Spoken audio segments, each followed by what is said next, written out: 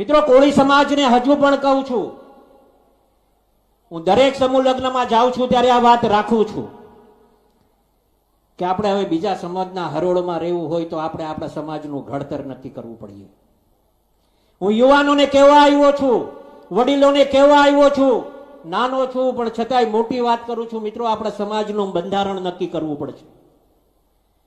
જો આને આ જ રીતે આપણે ચાલતે રહેશું તો આપણે આપણો સમાજ ક્યારેય બીજા સમાજના હરોળમાં આપણે આવી નહીં શકીએ. આપણા સમાજના નિયમો નક્કી કરવા પડશે. હમણાં યુવાનોએ જોયું હશે, ઠાકોર સમાજ ભેગો થયો હતો, રાતના 3 વાગે ભેગો થયો. મિત્રો, 3 વાગે. અને કેટલા ભેગા થયા? 1.5 લાખ ભેગો થયો. મિત્રો, 1.5 લાખ. આ નાની વાત નથી.